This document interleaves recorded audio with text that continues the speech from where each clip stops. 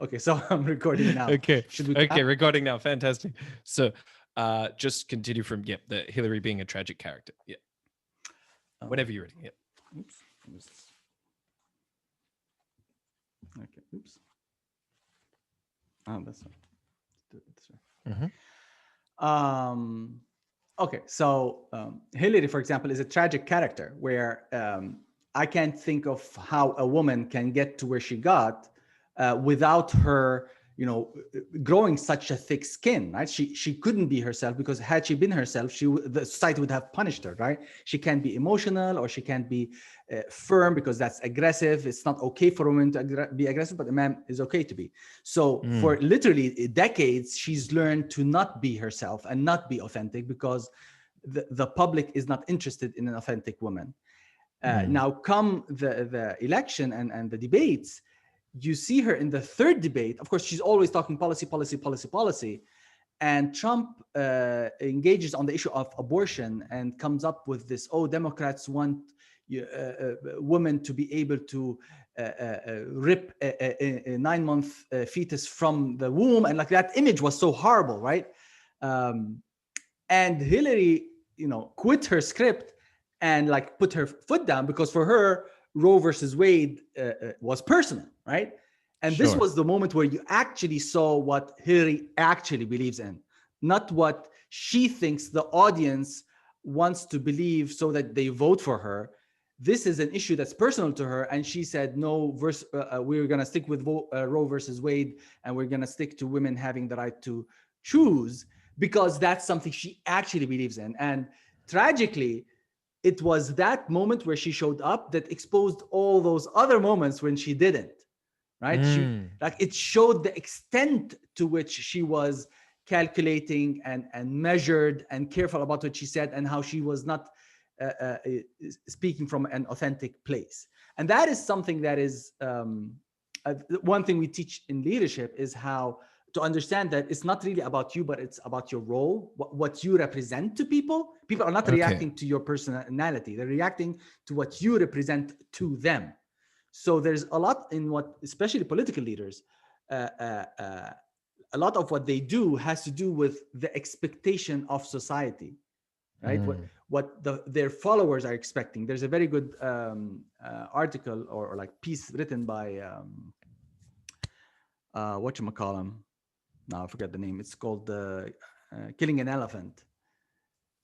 Right. I forgot it. Right, but I mean, it's about what a lot of those behaviors have to do with the society's expectations of you, and how we are reacting to them. Because if we don't act in ways that are expected of us, there's a high price to pay. And that interaction explains that there are no behaviors that are not dialectic.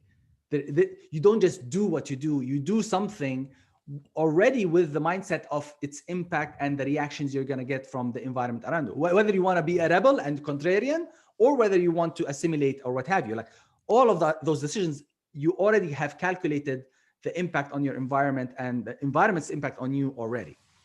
Right. Yes. No, I think that sort of puts it all into context and helps us understand, why this is such a core fundamental skill for people to have if they're going to influence public perceptions, influence the discourse and the debate and the perceptions around the issues, instead of just sticking to the objective facts, which are of course important, but they're not the whole story. Pardon the pun. So you also teach a negotiation skills course at George Washington, Nizar. I'd love for you to share with us, take us back to your time when you were involved in the Israeli-Palestinian peace talks. You must have had some incredibly intense experiences then. What were some of those most emotionally charged encounters you had there? How have these experiences carried over into your teaching today? What lessons did they teach you? Definitely the first lesson I learned, or the most salient lesson I learned, is how different the real world is from the world that's in the media, or what people outside of policy perceive. It's kind of like Alice in Wonderland and going behind the curtain. Sure. or Wizard of Oz, I should say. Yeah, no, Magic. Alice in Wonderland's down the rabbit hole, isn't it? And the Wizard of Oz is behind the Which curtain. both both analogies Both apply to are politics. suitable. Yeah, That's right. but the extent to which, like when I was in an NGO, used to work in an NGO, and I wrestled with whether I would want to join the government and not, because I felt they were corrupt and incompetent. But I also felt that civil society was not having enough impact. And if I wanted to make change, I needed to be where the power was. And either I could, make change from the inside, and at worst, I would at least understand how the system works. And that's exactly what happened. I understood how the system works, and the extent to which people in civil society are really barking up the wrong tree. And politicians are more than happy for that to continue to be the case, because they want to do what they want to do, and have you think that you're having impact when actually you're not. So what I've learned is understanding that relationship, and understand how the relationship between media and politicians is also there is a transaction. The media wants access, wants information, wants juicy stuff, and in return, politicians want visibility and a certain framing. So it was interesting when we often feel that the media would portray us unfairly, and we wouldn't get enough visibility or space and time to make our points.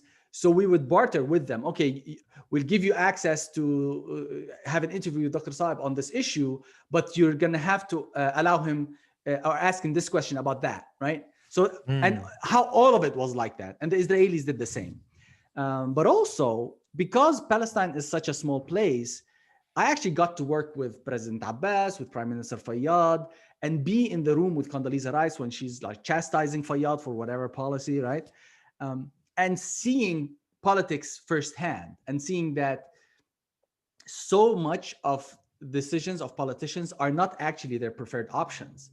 It appears like that, and it appears as if they are powerful and have all of these resources, but in reality, it's extremely messy and extremely incoherent. It's very chaotic, and what you see outside as policies is the product of all that mess.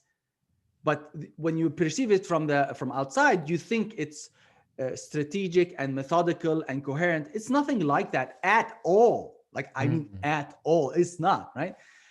But of course, certain politicians want you to think that they're organized and they're coherent because it serves their purpose, right? So what purpose? Understanding the importance of purpose and why you're doing what you're doing, and figuring out purpose from, again, people's stories, the choices they made, right?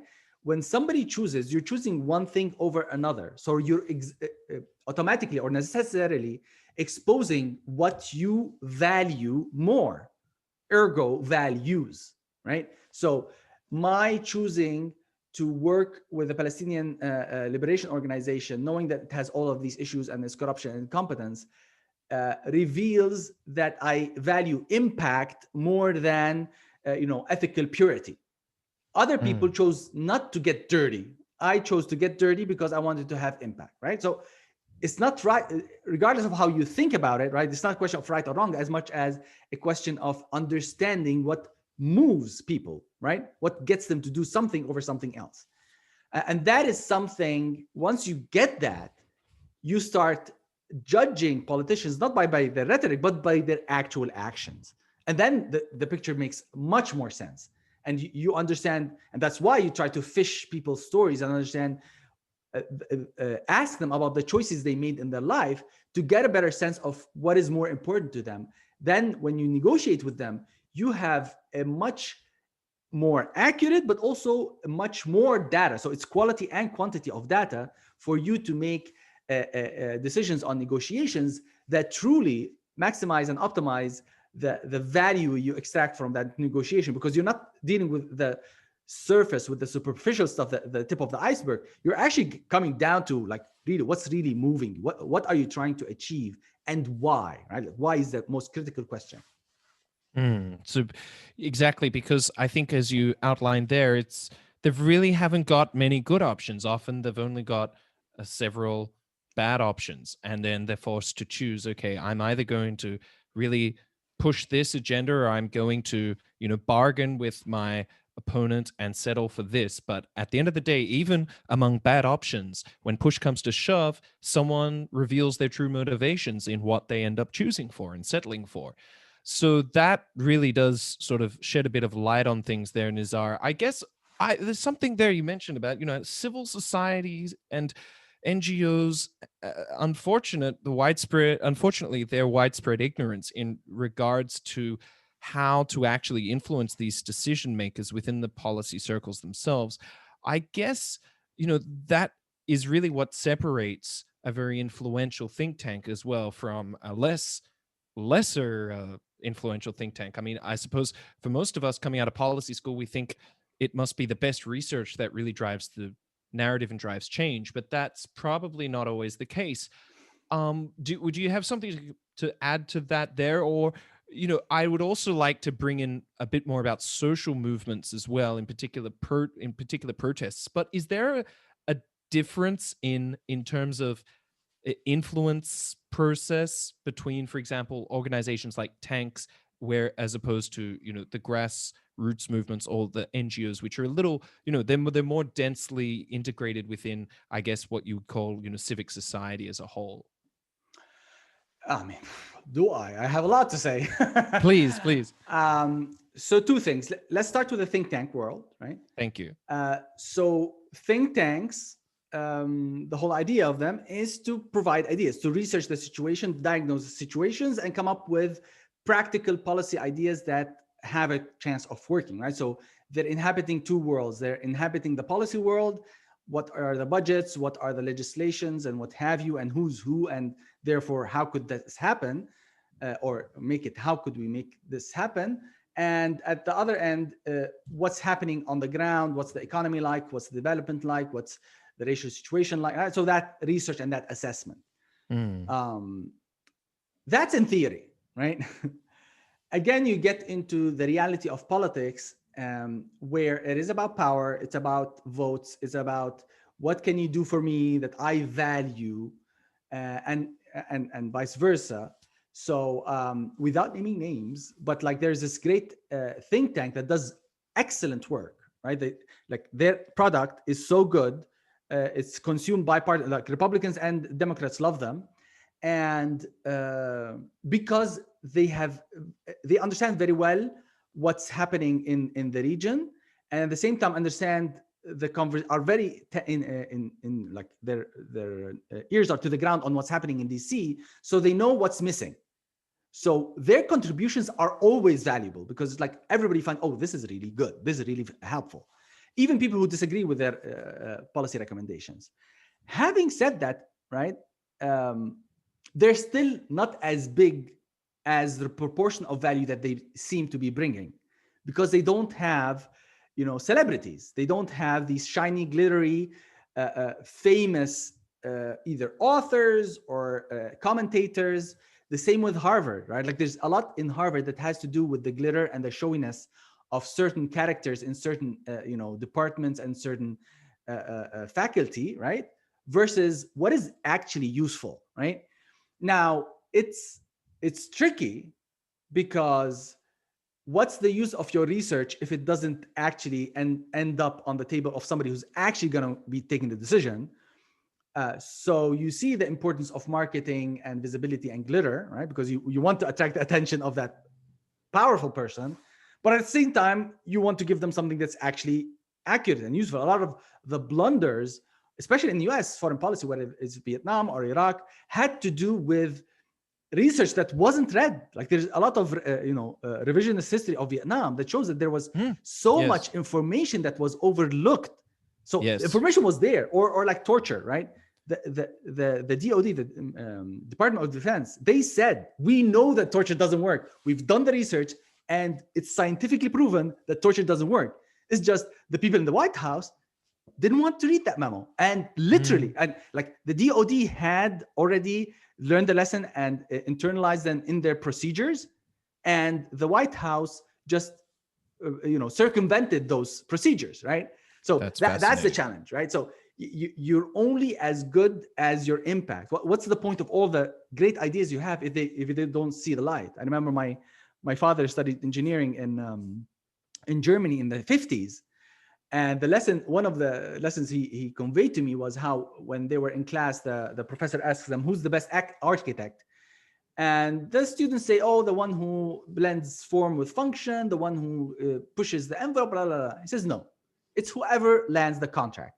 Because if you don't land the contract, nobody sees your work, right? And these are the kinds of tensions of like, especially, and that's something, again, people blame politicians for, which is their instinct for survival, right? So somebody like Obama compromising so much in his first term in order to get another 4 terms, right? So he had, and that I've seen it over and over, like also Dr. Sabi Arqat and Fayyad and others, like you see how these politicians often are put in situations where their political survival hinges on this decision. So they choose in ways that are contrary to their rhetoric before, because they wager, what good is it for me to just get out of politics and then I cannot do the platform I want, right? So sure, that's what politicians are wrestling with all the time. And of course, sometimes it's out of just sheer corruption and power corrupts, and absolute power corrupts absolutely. And that's why we need the checks and balances. But it's not an intrinsic corruption. It's a systemic, it's a problem that comes with the system, because you're always pitted against, if I don't survive, I won't be able to implement. So you see the systems, and this is one of the interesting things, like criticism of democracy, is that democracy is so cyclical. The politicians actually are disincentivized of making decisions that upset people, right? Because then they get kicked out. So they do what the people want, not what people need, which is the contrary of leadership. Leadership is about telling people what they need to hear, not what they want to hear. So it's only that, 0.1% of people in power that have the courage and integrity to pay the price of telling people what they need to hear, not what they want to hear, and get kicked out of the system. And that's what, again, something a lot in civil society do not understand, because they have often there's this sense of we're operating in a higher moral ground because we're not corrupt, we're doing something because we believe in the system or believe in certain values, not realizing that of course it's easy for you to do that because you're not the one who's going to have to make decision. No, we're not going to build the school, or no, we're not going to be paying salaries. Right? Like I witnessed that with Prime Minister Fayyad. There is no money. So what do we do? Where do we cut it? Do we cut salaries, or do we cut the money that goes to the hospital? But we can't do both. And of course, I can criticize him and go to bed, but he's going to need to make the decision and suffer the consequences either way. And that's something that people outside of policy just do not understand. That's really, you really hit upon some really good points there. And I think the main takeaway for people in think tanks, if they want to become, as you mentioned, have the glitter effect and really be able to put the research of their tank on the desk of the decision makers and really get that attention that they need, they're going to need to tap into story. They're going to need to tap into how to really cultivate that attention and that X factor, such that, yeah, exactly, the research has more impact than simply the words on the page, but it actually really taps into the emotional sense of the decision makers there. So that actually really, you reminded me of an example I wanted to share with you. I worked, my friend Sandy, she's, as I mentioned, she's Vietnamese American, and she was the head of the Vietnam Education Foundation. So I worked with her to work with their fellows. Their fellows are postgraduate Vietnamese students studying in the US, different universities, engineering, medicine, nutrition, what have you. So she brought me in so that she and I work on training them on how to tell stories, because all of them, what the source of their frustration is that they're engineers, they're medics, they're nutrition experts or agriculturists, and like they're pulling their hair because they don't understand, like the science is clear, like this is causing cancer or this is causing whatever, right? So why isn't anybody doing anything about it, right? And we told them, you're missing the story, right? Of course, it's logical that the way, they have a very big problem of food safety with the use of pesticide. So it's clear, the numbers show it, that they have very high rates of cancer and what have you, but they can't mobilize people, and the politicians they're unable to convince policy makers whatsoever. And it was through teaching them stories, how to tell a story that motivates people, whether it is they are apathetic or they don't think they can make a difference, or they are afraid, whatever that emotion that's inhibiting action, whether it's policymaker or civil society, they learned how to use narrative to evoke the counter emotion that counters whatever is inhibiting the action, right? The sense of, oh, I'm the only one with the problem, or the sense of, I don't, how will I make a difference? Then you tell a story where they start seeing their agency and seeing that they are part of a larger population, right? So one of them, I remember, she said, once because she's worked on this for a very long time with a lot of farmers, trying to persuade them that pesticides are bad. And she said, I couldn't believe it. There was this farmer. He had a very big, he had a very big plot of land that he used, and he was selling in the market those beautiful fruits that were shiny, but it was all because of the chemicals he was putting on them. But then next to his house, he had a small patch where he didn't use the pesticides, because this is the part where his family eats from. Okay. All right. Like, right. So wait a second. There's something amiss. Yeah, exactly. Right? So, yeah, you share that story and you start understanding what the problem is in ways that numbers never don't make sense the way that story does. Yes, I think that's really interesting, that you need to sort of trigger the counter emotion, as you referred to there, to mobilize people there. I think that is something that is not really so obvious, especially if you come from a more scientific background, or exactly a discipline that focuses more on the numbers and what have you. Nizar, it gets me back to thinking about how social media influences a lot of these narratives as well, and public narratives, and you've got to tell a story. And of course, with these scientists, you're talking about this pesticide case, they were in a position to potentially really shape the origin story of this research and push something forward. And however, there are bigger, larger scale protest movements that sort of evolve so quickly and go in all sorts of directions. So I'm curious how you sort of make sense of large scale social movements that have so many various directions that they're heading in. We see protests are a huge force in politics today, from the streets of Hong Kong to Navalny's supporters in Russia, to farmers' protests in India, Black Lives Matters in the US. I mean, we're seeing it across the board. And they are not always successful, though, in actually communicating what the protest movement is all about, or was all about at the beginning of at its inception. For example, I recently interviewed Victoria Tin Bo Hoi, who is a director at Hong Kong Democracy Council, about the protest movement in Hong Kong. And part of the conversation, we focused on why Hong Kong's movement hasn't achieved its aims. Now, there's probably many reasons involved, but it's quite interesting that Hong Kong defies what is known as this 3.5% rule, which says that if 3.5% of the population is mobilized, the protest will succeed in enacting serious political change. But from the perspective of narrative, that's sort of going into the numbers there. But I'm just wondering, Nizar, from your perspective of the narrative, how can you sort of make sense of when these protests sort of lose track of the narrative and therefore lose track of where it's heading, and when they maintain that direction, and when they actually can successfully enact the change they're seeking? I mean, how do you view those? Sure. I want to caution that narrative is not the elixir that fixes everything, but Sure. it is what I found. It is the thing that's often the thing that's missing most often for sufficient elements for change.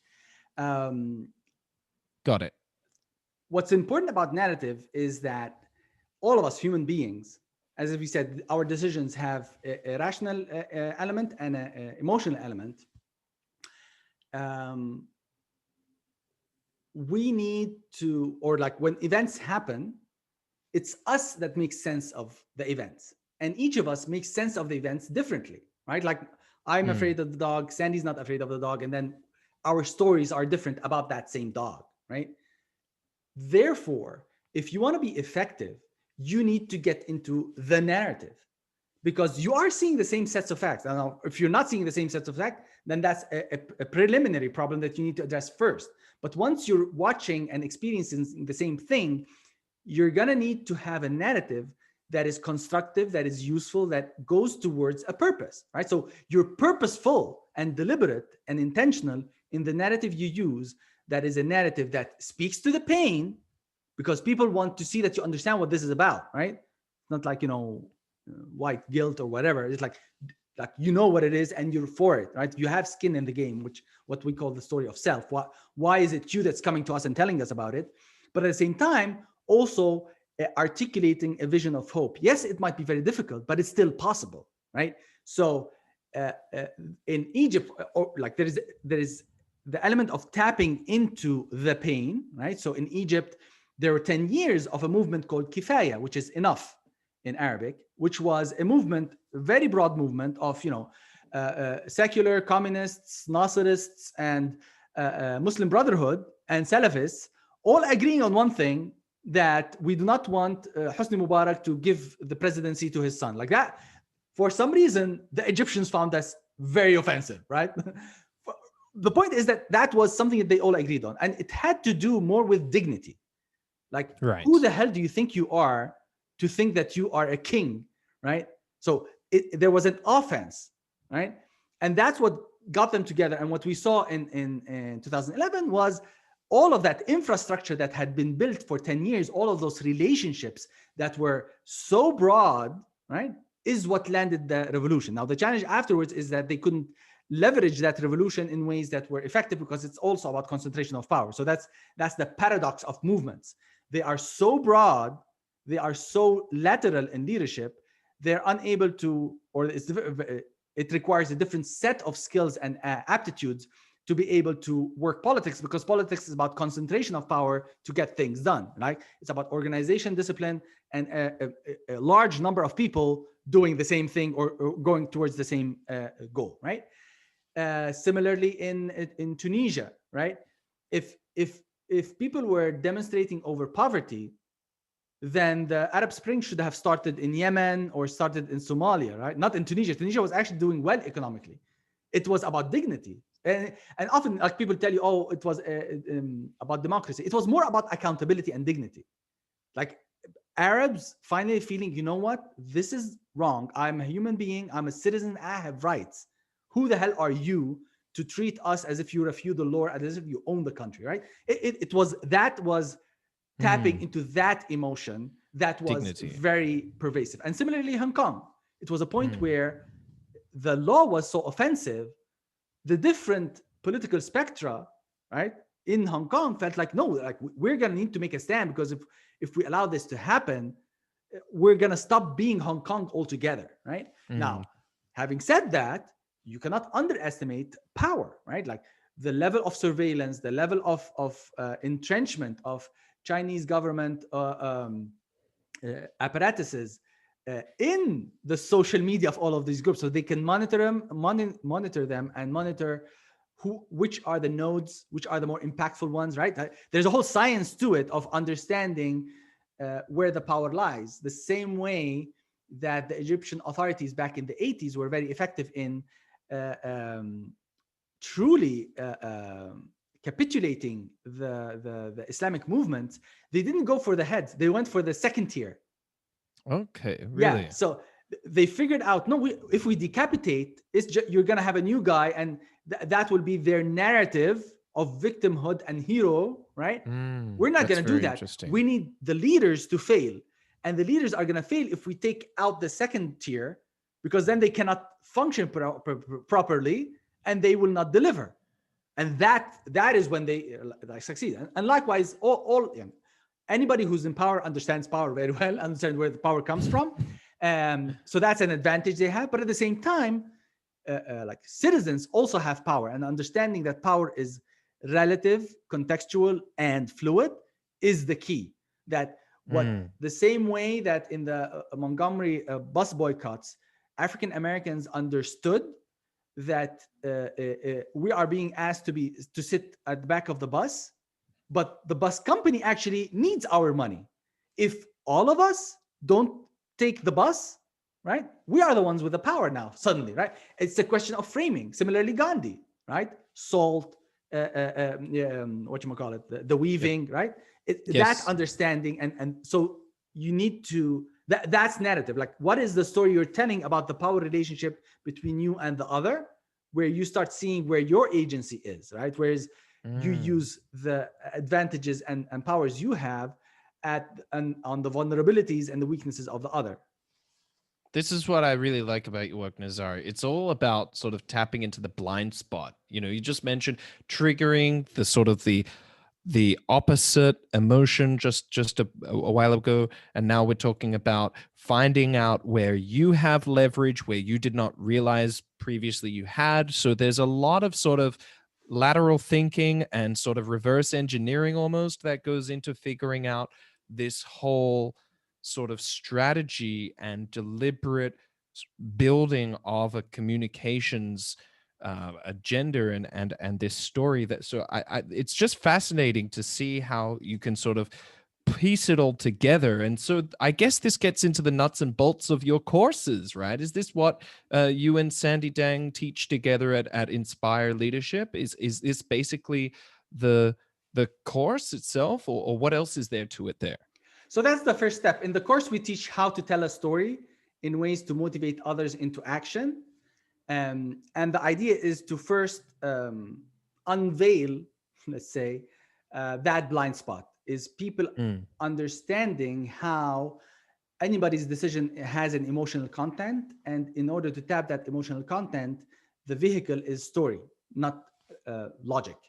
Logic is important for strategy, and strategy and narrative both are important. It's not like one is more important than the other, but it's just more often than not, people forget the narrative part and just focus on the logic part, the strategy part. So we teach them how to tell a story, and it's specific. It's called public narrative. It's narrative that has to do with the public. It's not like, oh, I'm telling my story so that it's my autobiography.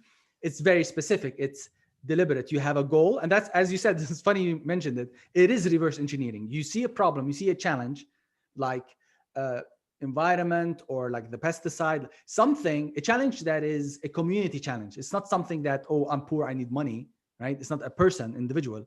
It's something that is a collective challenge and cannot be solved without collective action. And often it has to do with change or reformation of a certain value or a loyalty. So once you've identified what the collective challenge is and the theory of change, that the problem is students are too poor and therefore their parents are sending them to go to work, and that's why they're not going to school, not because the teachers are bad. So you've honed in that the problem is poverty. Ergo, the theory of change is how do we tackle the poverty part so that the student kids go to school, right? So you have a theory of change. That's what it is. What is that going to require? You take all the things that they require, and then who are the people, who's the us, the community, to whom this is the challenge, right? So it's the parents, it's the teachers and principals, it's the Ministry of Education, and so on. So you know who the audience is, right? It's not the Ministry of Economy, right? And then that's the story of us. And then the story of self. Why are you the person who's coming to us and telling us about this, right? What Hilary Clinton was missing, right? Like, why do you care, right? Why are you the person who's coming to us? Why is this your call to leadership? And why are we the community that need to do something about that story of us? And then why is it urgent? Why can't we wait another year or two? And how come you think that we can actually make a difference? Can you tell a story that evokes hope and agency, right? That's, once you do that, of course, there is a strategic part, there is the how. But before you tackle the why, before you get people riled up and motivated, both because they're outraged at what's happening, but also because they actually believe they have a fighting chance. A lot of the change that doesn't happen is not that people accept oppression, is that they don't see a roadmap to how to change it, right? Like Palestinians now are really riling with both the occupation and the Fatah Hamas fight. They just don't see a way to address it. But they're definitely just completely outraged at both of them and at the occupation. And they're trying different things. We still haven't had that narrative that evokes both the pain and the hope. And again, we're working on that, but we still don't have that platform or that ladder or a roadmap to it. That's really interesting. I think it's about, as you say, I think people can often get very cynical, right? And just sort of say, well, yeah, this hurts and this is something I care about, but how can we really impact change? And it's great that you mentioned the Palestinian perspective at the end, just now, because I know you're also involved in setting up the Museum of Palestinian History there in Washington D.C. as well. So that's also about the telling of the story, and so that must be also a very influential part of creating that collective public narrative for Palestinians, to find new pathways for activism and for their political agenda going forward into the future. So Nizar, I want to just sort of bring our listeners to wonder, apart from these main lessons you just pointed out there, that the blind spots surrounding how to really engage with the human or emotional side of policy, how to create constructive narratives that mobilize people to action, how to think about where your hidden leverages that you weren't previously unaware of, these kinds of points. What else do you think people in policy, specifically, especially people in research institutes such as think tanks or possibly academia, what is it? What are some other main lessons that they can learn from what you're doing?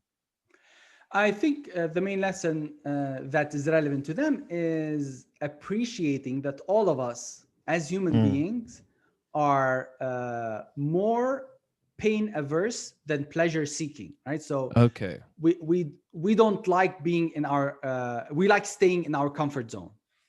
So in adaptive leadership, what we teach in adaptive leadership is appreciating that we are the way we are because we are in our zones. And you mentioned social media. Part of the challenge with social media is that we're biased towards our echo chambers. We're gonna click on the things we like. We don't click on the things we don't like, right? Like, we don't want to feel pain, right? So as a researcher, if you want to be really effective, you want to keep reminding yourself that you're most likely going to agree with the arguments that are going to reinforce your worldview and dismiss disproportionately all the other views, right? So when something like Trump happens, it came so left field. That's a good lesson. Like, how come all the pollsters and all the things that all of them got it wrong? It's because of that bias. So it's thank God that he happened. It's testament that as bad as democracy is still better than all the other systems in that you actually cannot capture government, right? That somebody as powerful as Hillary, right, and somebody as probable as Trump still managed to get elected legally, right? And that's good. That means the 63 million people who voted for him until that point believed that there was no point in voting because, what's the point? We're never going to get now they actually are invested in the system, unlike Algeria 1991, right? Where the government didn't like, or actually the army didn't like the results, and they just canceled the election. That they had, 20 years of civil war. So that is where the think tank world stands to benefit, and the think tank researchers to be very deliberate in actually inviting people they disagree with, in reading stuff they completely disagree with, because most likely it's there where they're going to find that piece of information that is of larger marginal value than the cacophony of people who are, saying, "Oh, the emperor has clothes; he's fine." That's what's happened. Is this emperor's new clothes everywhere? The yes men, yes, Yeah. everyone telling you you're looking fantastic. But the challenge is that they don't experience it as such. They think that's how the world is, but they don't realize the extent to which they've created that world by having that bias because they err on the side of comfort as a side of this. So catching yourself feeling comfortable. There's a very good saying in Arabic. There's a famous intellectual who said, when you're in company, when you start liking what you're saying, stay silent, and when you start enjoying your silence, speak up. So it's all Wow. about realizing when you're retracting into your comfort zone, as opposed to being at the edge and challenging yourself and others, right? That's what, like, be careful of your comfort. That's profound.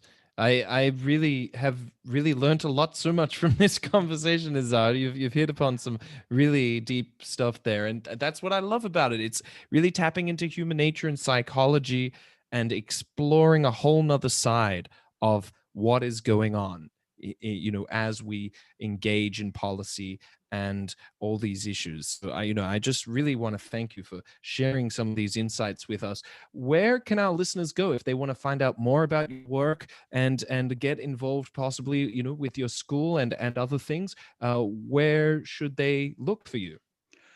Sure. So I'm on LinkedIn. I often post stuff on my LinkedIn.